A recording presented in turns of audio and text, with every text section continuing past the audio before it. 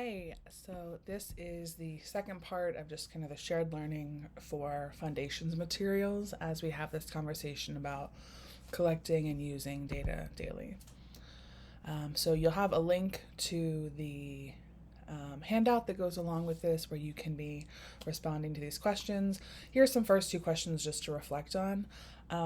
If you were able to participate already in last week's professional learning, then your questions will be like kind of targeted towards your practice after that meeting. But if you haven't already looked at that meeting yet, you can just respond to how are you thinking about daily data collection in your classroom, and what are some things that you've tried, even if not based on learning last week, as far as like collecting data from your students to be able to inform your instruction and your formation of small groups.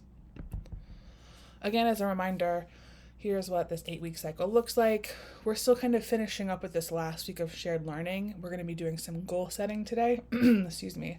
We'll have Thanksgiving week off, and then when we come back, we will plan for how to actually put some of these data collection methodologies into practice.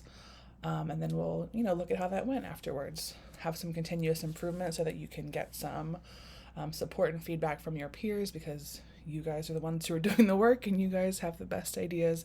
And then in January, we will reflect on that. Here are just some notes. As I mentioned, next week for the Thanksgiving holiday week, we will not have collaborative planning. We will meet again synchronously the last week of November. And then that first week of December, we'll have asynchronous planning. And then we'll meet again synchronously in December. So here's our objective for the day. As I mentioned, our big thing is just kind of getting down to the place where we're setting goals for how you guys want to kind of practice this whole collecting data within a Foundations lesson.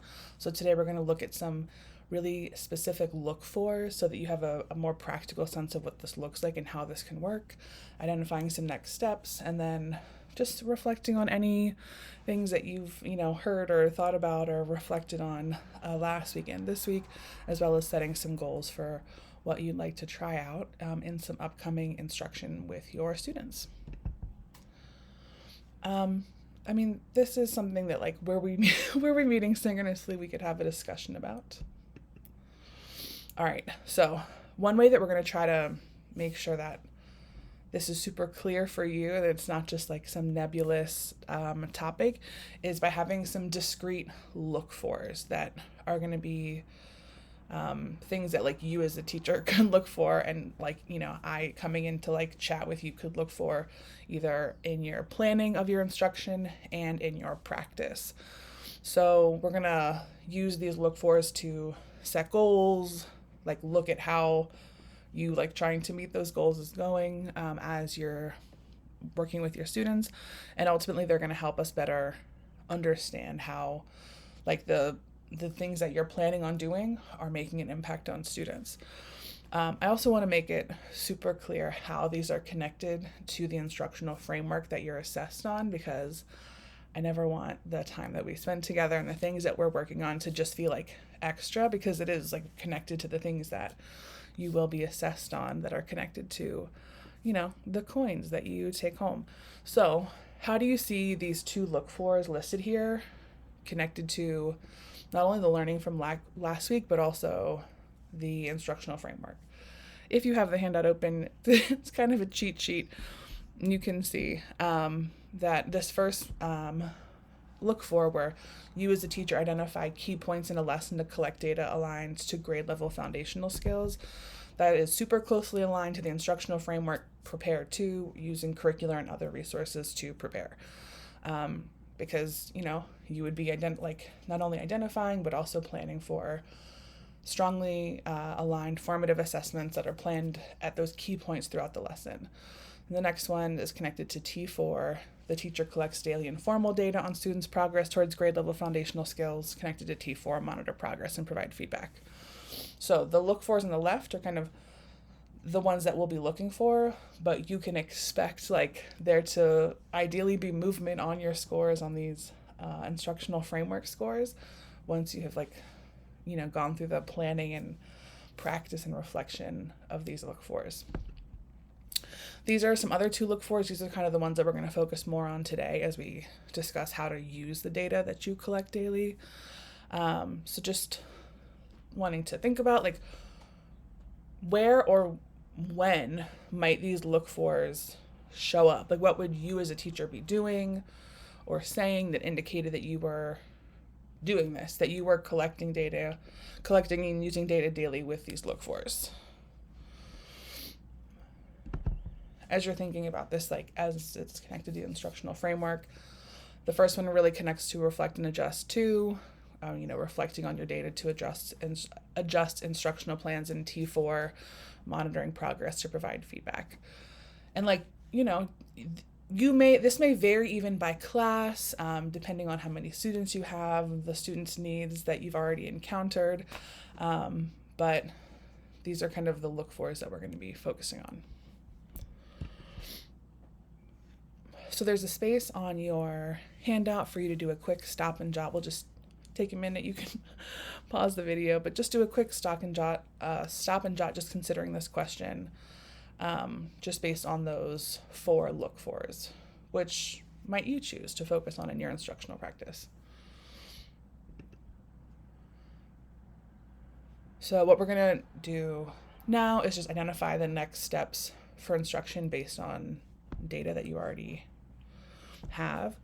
Last time in the meeting from last week, we discussed these 3 kind of guiding questions for identifying what data you would collect daily. You can go back to the document from last week, the training from last week, to remind yourself of these 3 questions.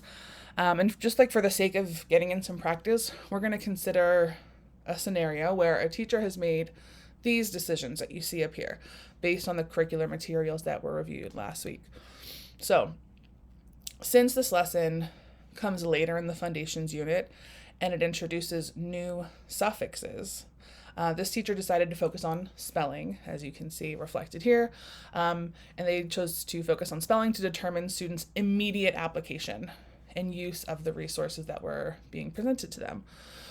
Also, this teacher, as you can see, decided to use a checklist because the lesson, this was a lesson where the teacher could just go around and see students' work and didn't have to have a conversation, just could be scanning the room and walking around the room using a checklist. And also thought that it would be, for number 3, thought it would be important to collect data from all students since 3 out of the 5 words were on the unit test. 3 out of the 5 words on the unit test use new suffixes. So now that they have this plan, they have the data, what comes next? All right, so what we're going to do on your handout, it'll be in a practice 1. We're going to consider both how you as this hypothetical teacher might respond to data in the next lesson and also how you can respond to the data within a lesson or a class. And we're going to start by considering the next lesson in this scenario. So go to page 8 of the Fundations handout. It's linked in this document. It's linked in the document from last week. You might have already started within your Google Drive. So you can just pause for a second while you respond to these next questions. Just what do you notice about the data that's collected, and also what might need to be prioritized?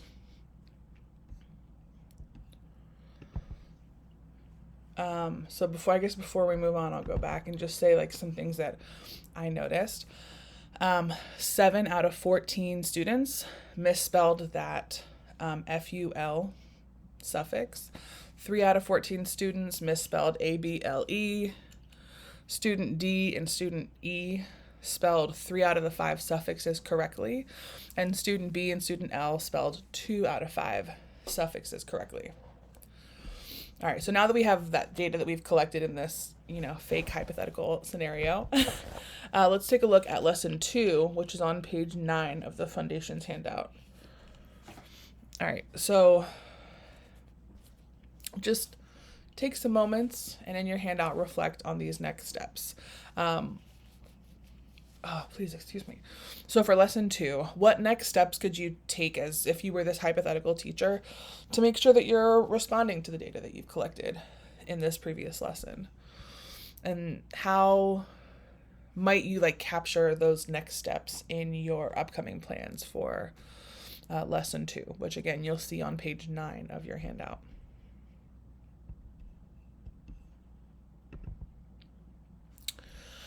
All right, so moving along, let's just take a couple minutes to think about, how that went. Does the process of like planning for where you're going to collect data and looking at the data, does that seem like something that is a reasonable thing to do?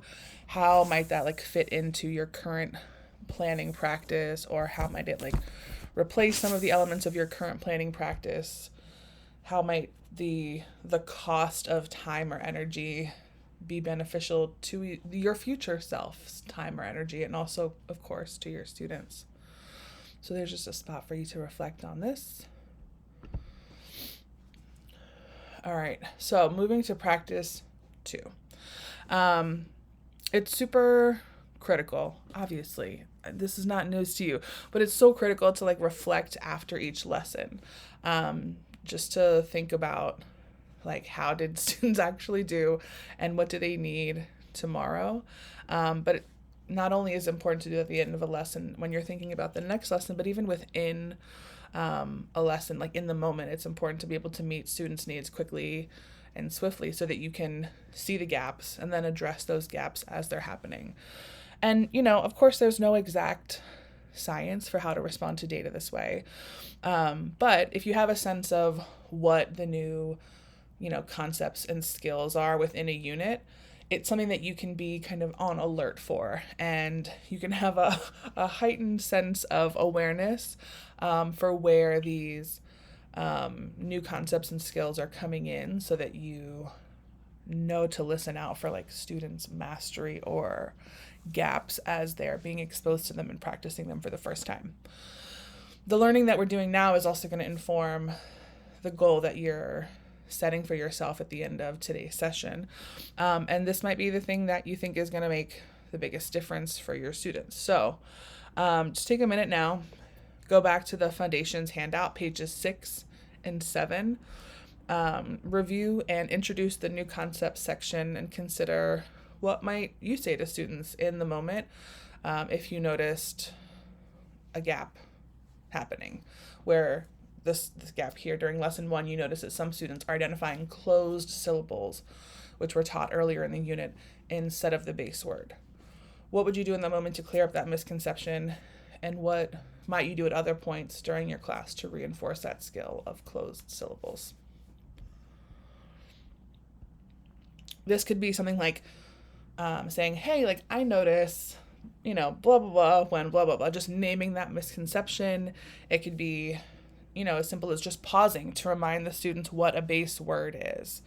And it could be you demonstrating again for them what it looks like to scoop a base word, so that they just have like a reminder of what the skill and expectation is.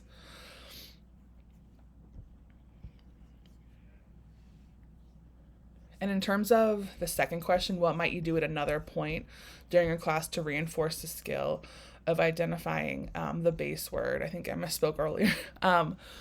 You could model this during read aloud.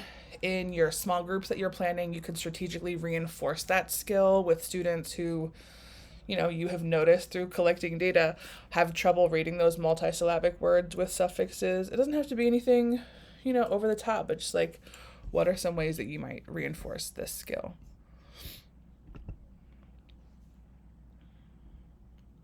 So again, there's another place to reflect on this process of going through these steps of thinking, what could you do in the moment and what could you do moving forward to help reinforce that skill? So just some time to reflect on that process, and if you think that's something that you would be comfortable doing as you move forward with your own practice and your own data collection.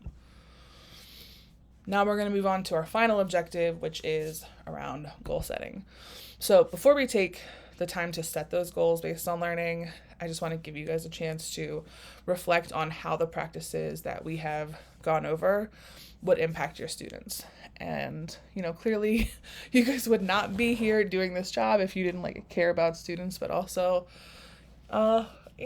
sometimes the cost to you can also be paramount in your mind as you're thinking about these things. So just wanted to give you some time to think about if you as the teacher do these 3 things, if you plan for daily data collection, if you collect data daily, if you use daily data to inform your instruction, what are some impacts that you're going to have, that you're going to witness on your students? Some examples would be, your students are going to have learning experiences that you're giving them that are really adapted and really flexible and really connected to their immediate needs. They're probably going to be more likely to show progress on these new concepts because you will know where those gaps are and where those needs are right away. And just kind of broadly, your students are going to receive more strategic support. But anything that you think of that you can put here for if you are able to do these things, what impact do you foresee on your students? Looking ahead to when we meet post-Thanksgiving break, we're going to just be talking about the planning, as I said, the planning and practice to apply the learning that we've talked about over these last 2 plannings. So what I want to give you guys time to do now is just think about these questions. What are you going to focus on incorporating within your planning practice and your instructional practice over the course of the rest of the cycle until the beginning of January? Of course, you can go back and look at the things that you jotted down last week in the handout. Go back and look at those 4 look-fors that we talked about, especially the one that you identified earlier today was the one that you thought you would want to focus on. There's some guiding questions here, but you certainly don't have to use these guiding questions and this sentence frame if you do not prefer to. But just consider these questions. How will the processes that we talked about today enhance your teaching practice? And how might this practice amplify students' experience? Super closely connected to what we just did. And also using those 4 look-fors, just set a goal for how you're going to apply your learning to make shifts in your personal practice. You'll see that this is the last step in your teacher handout. I will ask you to please make sure that you follow. I'm going to pull this up here so I can show you exactly what I need you to do in terms of submitting this. This is your last step here, your goal. So you'll be typing your goal in this box. Please copy and paste. This says these responses, but I just really mean the last response. Please copy and paste your responses, if you do this, what's going to happen to your students, and what is your goal? Just please copy and paste these to the feedback form. As you know, the feedback and attendance forms have been kind of collapsed into one just so that things are streamlined and you don't have to click 40,000 links. But please make sure that you are copying and pasting your goal and also the impact that you're kind of thinking your practice will make on students. All right, thank you so much. I hope you have a great break. You deserve it. Do all the things that you want and a few things that you don't want. And I look forward to meeting with you again at the end of November.